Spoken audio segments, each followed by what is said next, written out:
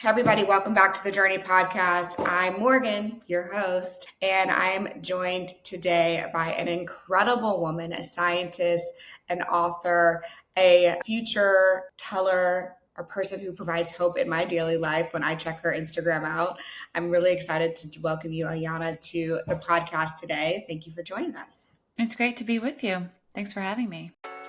Hey everyone, I'm Morgan Debaun, a passionate entrepreneur and life advisor. With the Journey Podcast, you'll discover that success isn't about the destination, it's about the journey. I'm sharing stories of amazing people who've taken control of their lives. Join me on my own journey to discover the secret sauce behind reaching success with permission from no one else.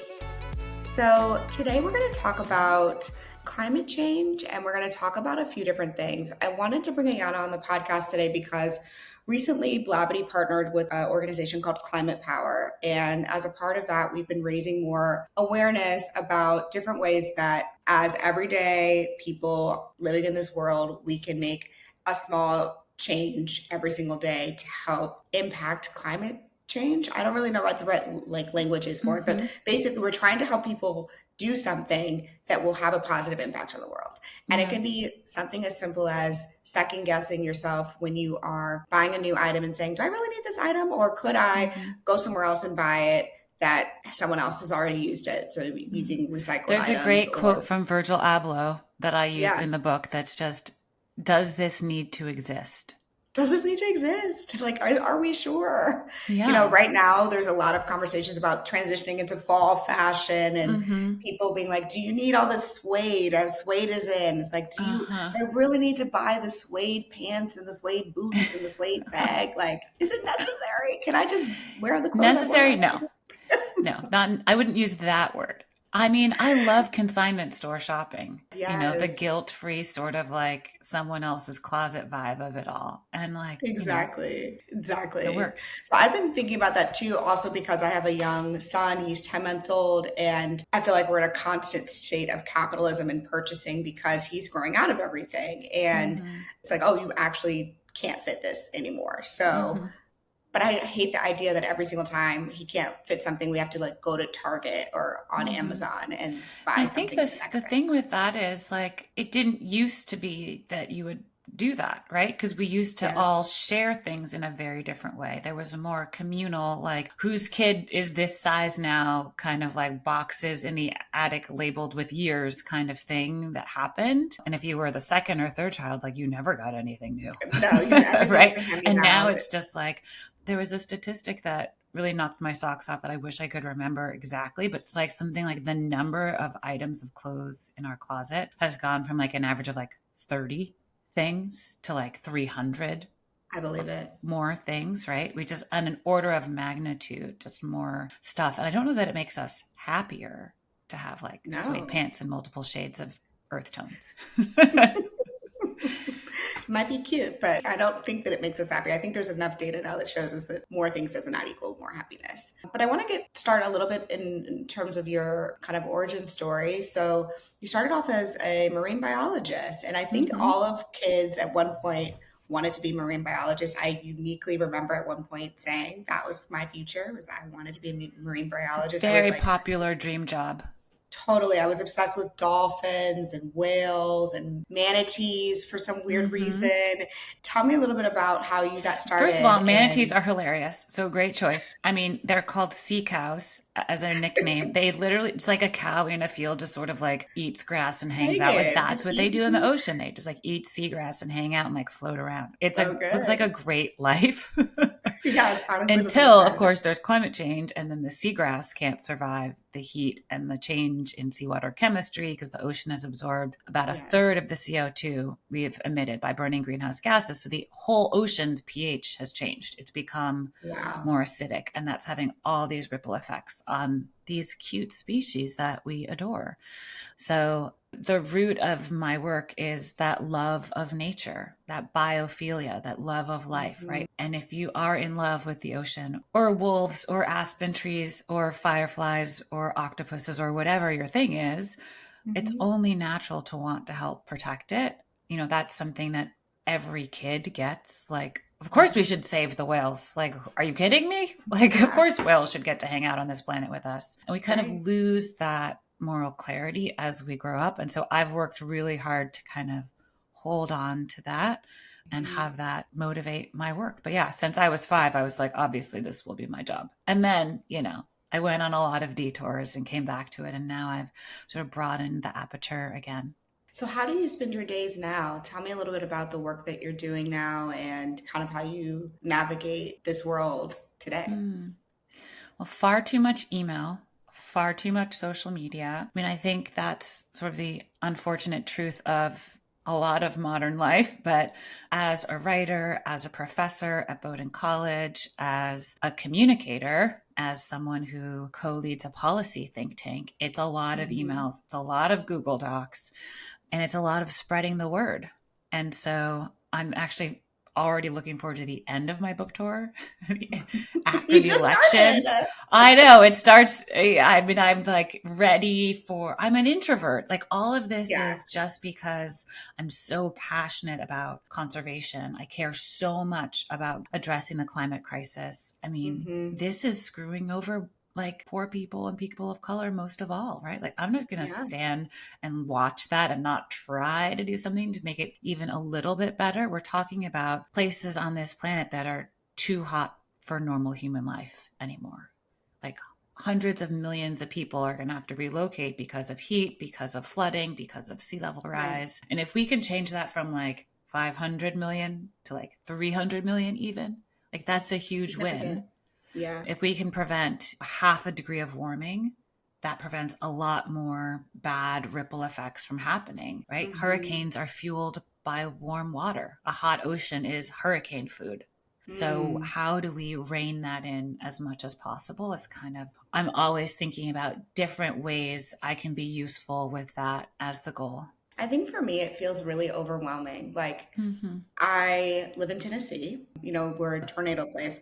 And right now, actually, we're in a bit of a drought. And Tennessee is a huge farming state, as you know. And I think that one of the things that overwhelms me is this idea of like, does me recycling, does me walking instead of taking a car, does me pressing yes to rounding up to offset the cost of the shipping or whatever, like green emission thing that all these retailers are doing now, like does that stuff actually make a difference? And if not, then what does? Well, the answer to each of those is actually different. So recycling, it really matters that you recycle paper and aluminum cans. Like never ever throw out an aluminum can, because making a new one of those takes a ton of energy and you're literally mining aluminum out of the earth. But you can actually just recycle aluminum basically forever. So never throw out a can again. Paper, also super easy to recycle. Plastic, really hard to recycle, actually. Only about 9% of plastic in the US actually gets turned into a new thing. So with plastic, it's really about just using less of it. Although I totally get that oftentimes we don't have better options. But if I'm ever choosing between a can and a bottle, I always choose a can. I'm like, give me that sparkling Pellegrino in a can, right? Instead of a plastic bottle or whatever it is, the option. Good to know. So that's the deal with recycling. So that's where the reduce comes in, the reduce, reuse, recycle. On plastic, we just have to reduce. We should on all fronts, but that one in particular. On walking and biking instead of taking a car, absolutely, that matters. Supporting public transit and the expansion of that infrastructure and of bike lanes and like alternatives for all of us. It's sort of a systems level change problem, right? Like I would gladly take a high-speed train instead of a short flight, but often that doesn't exist. Right. And you just need to get to a place. I mean, this is why I pay taxes. I'm like, I want public transit options. I will pay my taxes. And I know it's going to that and libraries and schools and all that other stuff, right? And some stuff I really don't want to fund, but like also we need the Inflation Reduction Act. And I'm getting like huge tax credits this year for putting in solar panels and putting in a heat pump hot water heater in my house. So if anyone owns their home who's listening to this and wants to retrofit and upgrade your home, the Inflation Reduction Act passed last year, or maybe even 2022 at this point, includes tax credits for homeowners, 30% back on solar panels, like huge amounts of money back on like induction stoves, heat pumps, insulation, new windows, all that stuff for energy efficiency and transitioning to renewables. So get those tax credits. So that kind of stuff really matters. And what was the last one? It was recycling, transportation. Obviously, airplanes are bad for the planet right now. So just I think that was it. I mean, and even like I have my garden in my backyard with my tomatoes, and I'm a part of a CSA. I did that this summer, which has been really fun. Supporting local farmers is great. I mean, we don't need to be shipping tomatoes all around the world in the summer when we can all be growing them nearby. Often when it comes to this what can we do question, it is this list of like very personal sort of at home things, right? About how to lower our carbon footprint. And people talk about voting and protesting and spreading the word and donating. All that is super important. But I would encourage people to also think a bit bigger about what you can do also in your professional life, right? Like a lot of people listening are entrepreneurs, influencers. We're all influencers in some degree, if we're honest. I mean, the word has gotten out of hand, but thinking about, business owners or just employees who can influence the environmental practices of the places that we work. And I think it's really important to think about how we can make a difference in our professional lives, not just our personal lives. And then also, of course, our civic lives. Are we voting for climate candidates? Are we pushing for climate legislation? And not just voting once a year, but actually engaging, going to town hall meetings and speaking up for the changes that you want to see. I mean, in New York City, low-income housing is more likely to be located in flood-prone areas. Who's showing up to say to city council, we need to do better by these folks. The last thing I'll add on this, like personal, what you can do front, the biggest thing that almost nobody knows about is that where you have your money matters.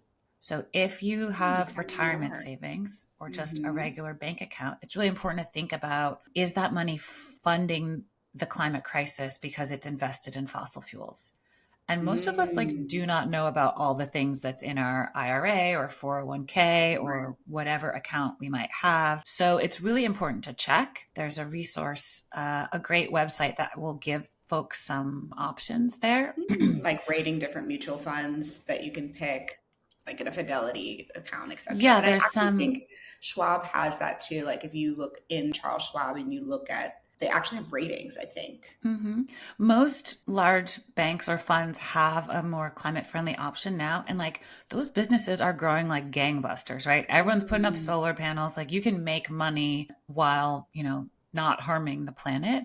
There's a website, bankforgood.org, for thinking about banks, and greenportfolio.com for some investment options. But on the banking side, just where you have your day-to-day money and credit cards, I think it's maybe useful to know that the biggest funders of fossil fuels expansion, like more pipelines, more drilling, are JP Morgan Chase, Citibank, Bank of America, and Wells Fargo. So you have a credit card or bank accounts with those companies. Like those are the 4 banks that are funding most of the fossil fuel stuff.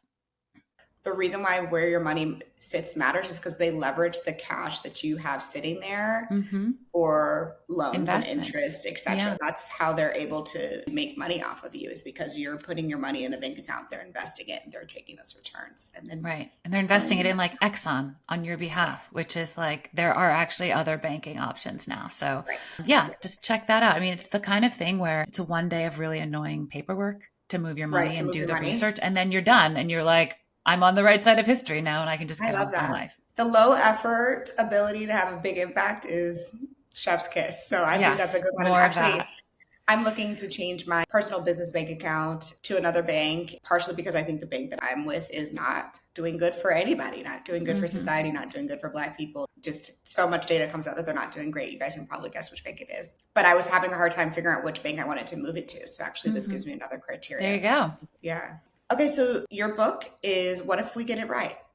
And I'm really excited for it to come out. And I'm curious, what made you decide to write this book? What was your inspiration for saying, you know what, I'm going to step out and like really put something new into the world?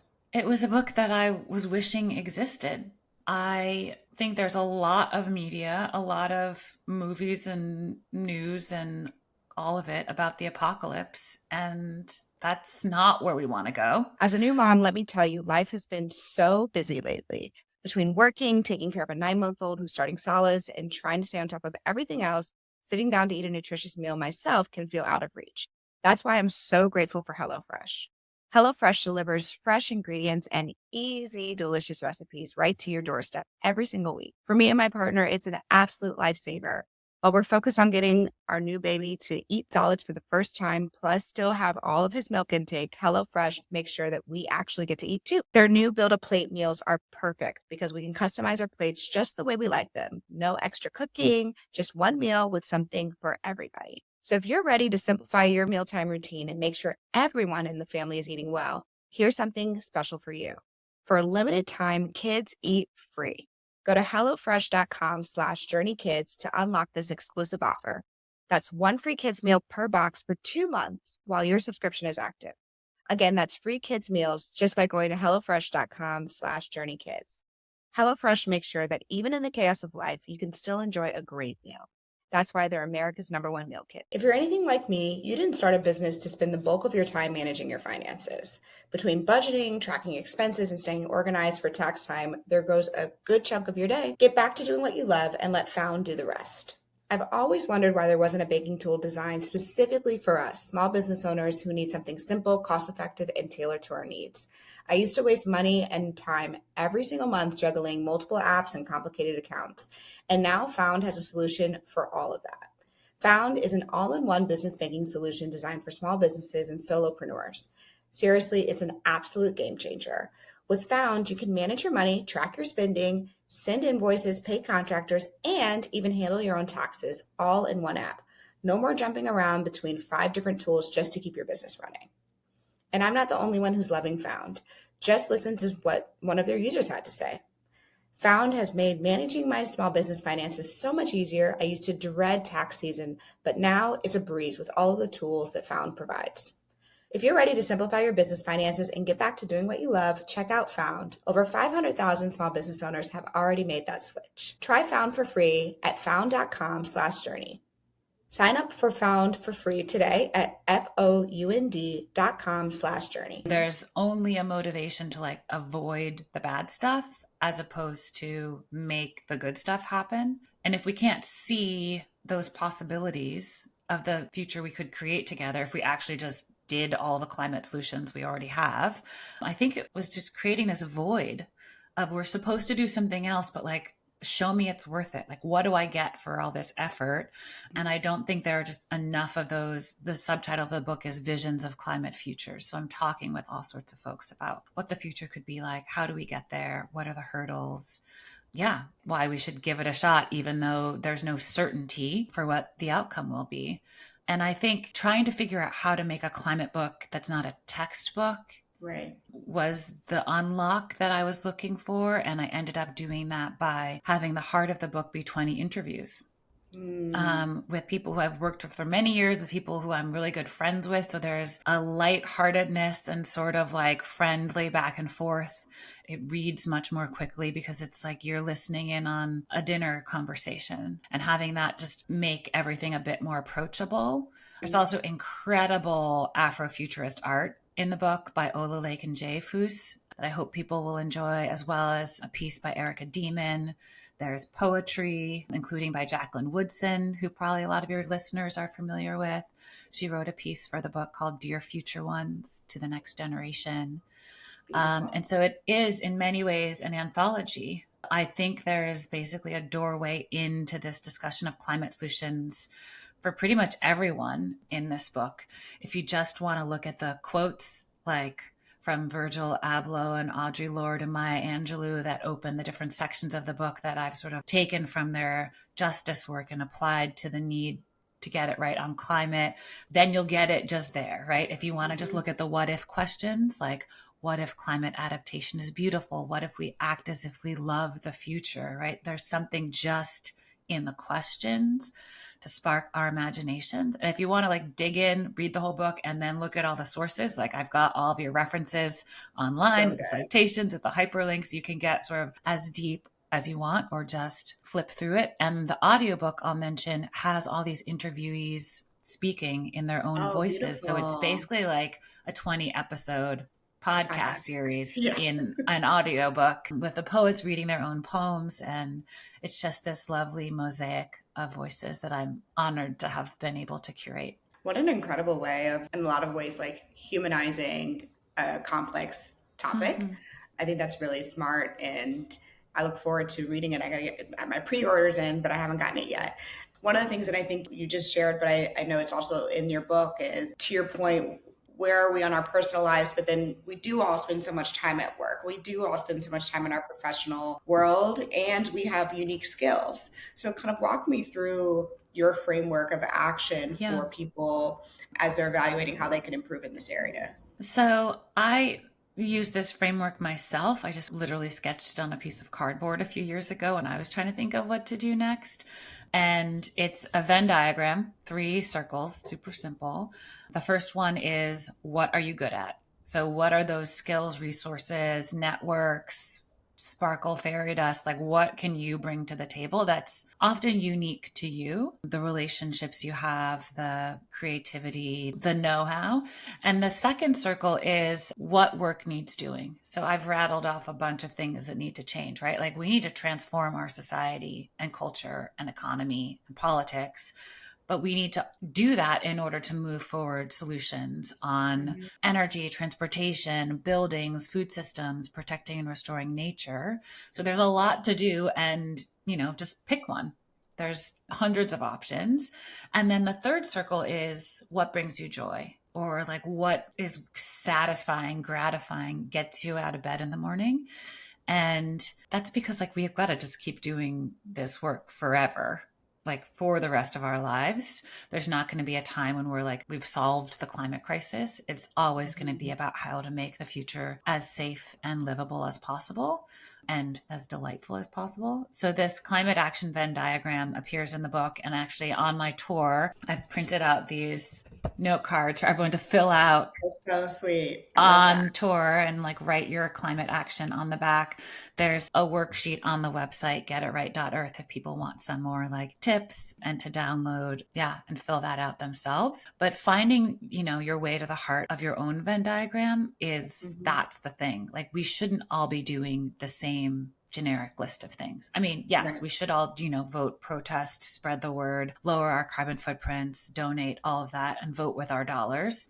But I think we often miss how we can use the skills, our specific skills, in favor of climate solutions. And that's really a waste. If you and I were doing the exact same thing, that would be sort of silly, but we can both help in really major ways.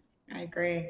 I actually had a similar, I started Blavity during the Black Lives Matter movement because I'm 4'11" and everyone was protesting in the streets. And I was like, my small body in the streets is probably not going to be the best use of my time.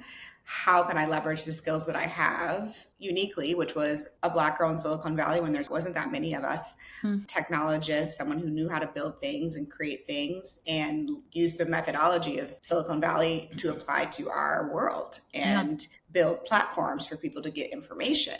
And to your point, I think that I was able to actually have a bigger impact and break through in a more sustainable way because it was uniquely tied to what brought me joy, which was just helping Black people.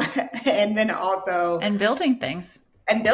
Yeah. And then also what was I uniquely positioned, literally just me at that unique time in the world. I'm from St. Louis, so I had the personal motivation to prolong myself, even when it was really, really hard. And I think that really matters. I don't think enough people tie it to their personal, whatever your reason is, tying it to yourself. I think of it as how can we be useful? Just figure out how to be useful. And, for me, my Venn diagram, I mean, I obviously do this writing and communication stuff, but my very nerdy other thing I do is I run an ocean policy think tank called Urban Ocean Lab.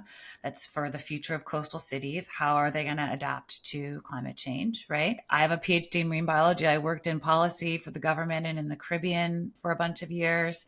Those are my skills. I also do a lot of design and communication, that I can apply to that. And then the problem, obviously, like coastal cities are not prepared for climate change or sea level rise. And it brings me joy to like change policy. Like I want to change the laws. It's so satisfying. And also like helping to build the coalitions that can do that, right? Like bringing folks together, that convening power that I somehow have. Like if people are going to show up when I call, like I better call them for something worthwhile. That's right. So Tell me what it means to have a think tank. Like, I actually am really curious about that. We've been thinking about how Afrotech can be more of a convener. To your point, I have this unique ability to call a bunch of CEOs and companies and say, you should care about this. And they're like, okay, we'll care about it. But I don't feel like I've leveraged that strength to help affect policy. And so I'm curious, just like, how did you decide to start a think tank? What does that really mean? Tell me more. So again, it's just like looking around the world and being like, I wanted to go work for an ocean policy think tank and I couldn't find it. I'm not like by nature a founder, I don't think. You definitely are. I mean, I'm also not. One. Yes, I will give you that. I'm like, okay, fine. Like, we got to make this thing, but always in collaboration, right? Like I have two amazing co-founders there. And obviously the book that I was supposed to write, I turned into an anthology. So I'm very much on board with collective wisdom is the way. But you know, there are lots of people working on ocean policy in the government and nonprofits and academia, but there wasn't really a hub of thought leadership for it. Although a lot of people sort of thought there was, and I didn't want to step on toes and have those turfy battles. So we realized that the niche that was definitely open was in coastal cities. So what does ocean climate policy look like for coastal cities? And that's a very important level of government, right? Where mayors and city councils can make decisions about how to implement climate solutions, how to become more resilient. And so it makes sense from a policy change level, as well as I was founding this during the Trump administration. And I was like, well, nothing's going to happen at the federal level for a while. So let's just think about the role of cities. But the best example of this, we write policy memos about different topics like offshore wind energy, how that can be developed in a way that's just and environmentally responsible, or regenerative farming of seaweed and oysters and how that industry could develop. Right now, there's like not a good permitting policy process in place for that. And we actually want that to happen. But the thing that sort of really changed the game for our organization and for my strategic thinking about how we could be useful was that we co-led this coalition of organizations called the Ocean Justice Forum. And the idea was we need to get justice into the heart of federal ocean policy, right? Like this was, you know, in the era of everyone talking about social justice and environmental and climate justice, even connecting those dots, but like no one thought the ocean was part of that. And so I was like, we're going to need some justice over here too, you guys. Some colleagues of mine were like, let's do this, get a bunch of organizations together and see if we can create a policy platform together. Because releasing it as a consensus statement will just be much more powerful. And so I was like, I'm in. So Urban Ocean Lab with Center for American Progress, a think tank in DC, Azul, which is a Latina-led ocean conservation group, and Taproot Earth, a Black-led group in the Gulf South, all got together to lead this effort and brought in some of the big national groups, NRDC, Earth Justice, Oceana. That's quite the coalition. Yeah. And then like, you know, fishermen in New England and indigenous kelp farmers in Alaska, Native Hawaiians, right? All coming together to say like, this is what it would mean to put justice at the heart of federal ocean policy. And we released I would imagine everybody agrees. Like it's not a tough sell because it's just that no one has tried to sell it before in this way as this powerful collective voice. And so it actually was very well received by the White House, by the National Oceanic and Atmospheric Administration, by the Council of Economic Quality and all of this stuff in DC. The executives of all these, there's like 30 federal agencies that have some sort of ocean jurisdiction. It's a crazy hierarchy there.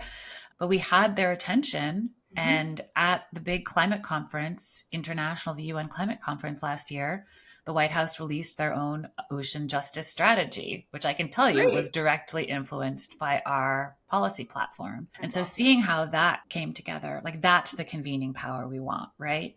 And so we're doing that again now. We're starting up a similar initiative focused on climate-driven relocation. So as I've said, like so many people are going to have to move. And if we don't have a policy framework in place for managing that, if we don't get ahead of that, it's going to be chaos. It's going to be full of injustice. It's already happening. I mean, people are already moving. Happening. Yeah.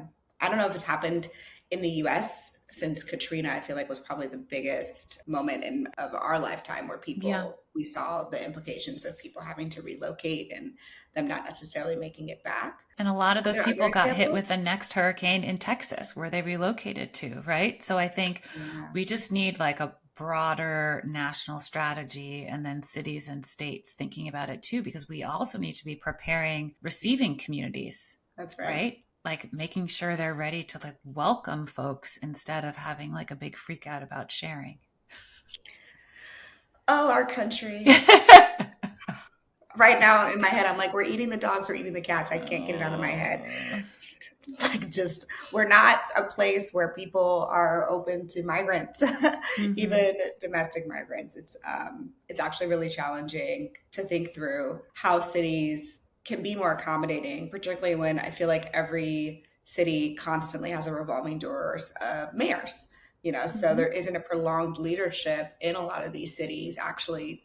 And a lot of these strategies require prolonged strategies. It's not something you're going to get done in like a 3.5 year time frame. It requires, I will say, like, commitment, it's worth giving a shout out to our civil servants who are just like in those career jobs in city government. Those are the people who make the difference. It's not the big politicians that are there. Yeah. Administration to administration, just moving things forward.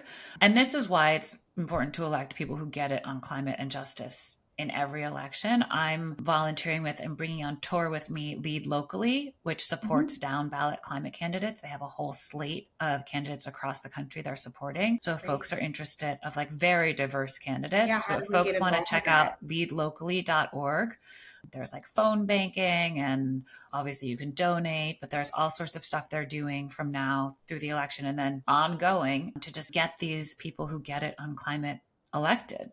Right. Wow. One of my other questions for you was, of course, we've seen some of the data on how things are not improving, but I'm curious if there's been any bright spots on areas that have improved. I think I might have seen one of your Instagram posts maybe over a year ago at this point where you're like, look, we're doing good here. Are there any other places that we should know about where we have made some improvements? Yeah, I mean, I think, one thing that might surprise folks is that the two states with the most wind energy are Iowa and Texas. And that is, not because there's a bunch of hippies running around being like, catch the wind. It's because it makes economic sense and they're good jobs. It's a viable, profitable industry, right?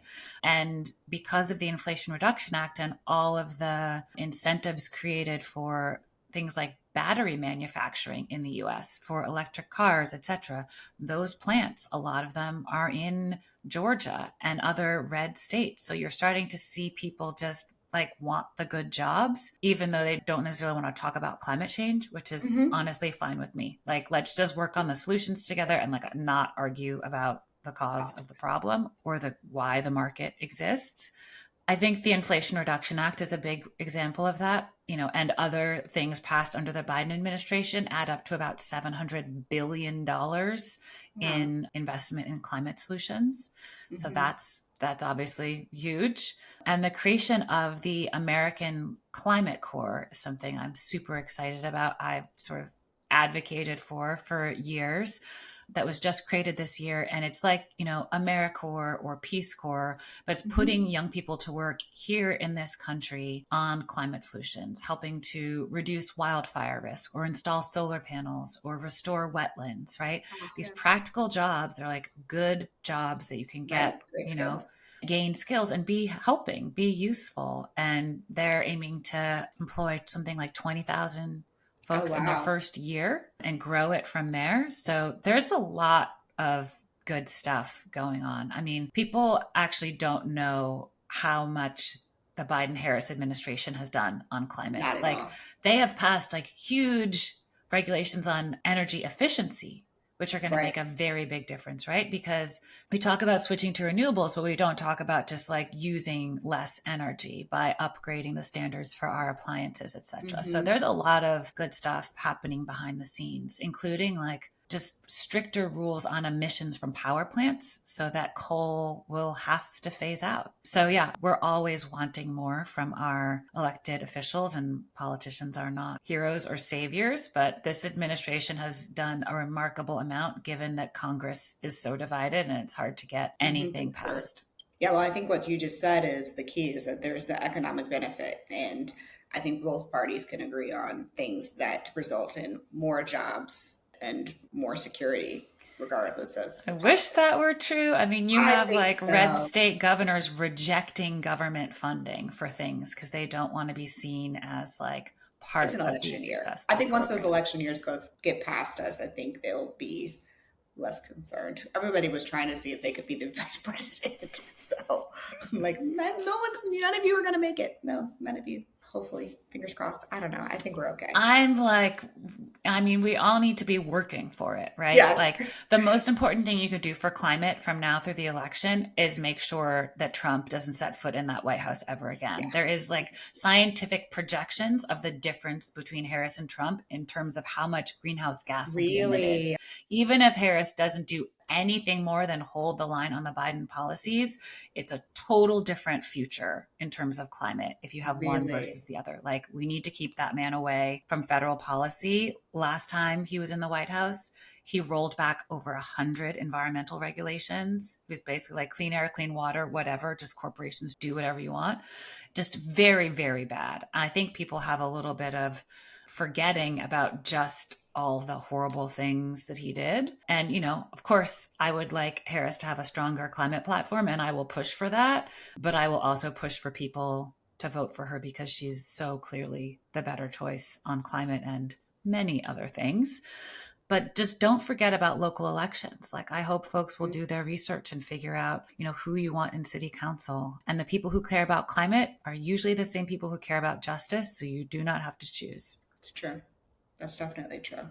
Amazing. Okay, so how can people stay connected with you? And this episode will come out. Your book will be live, so you won't be in pre-order anymore. Are there any other actions you want people to take? Yeah, check out the book. It's been such a treat to curate this collection of voices and ideas and to put forward my own in the mix, of course. The website getitright.earth has a lot of resources. In addition to the book, there's a reading guide. There's just a list of all the problems and possibilities on different topics if you want to just get the top line there. I'm going on a tour in 19 cities from now and through the end of October, doing like over 30 events. So check out the tour part of getitright.earth website and come hang if I'm in your city. I think the thing people can do for me, but also for each other and the planet is like find your role in climate solutions. Bust out your colored pencils. I see you've got some good brushes in the back behind you. Yes.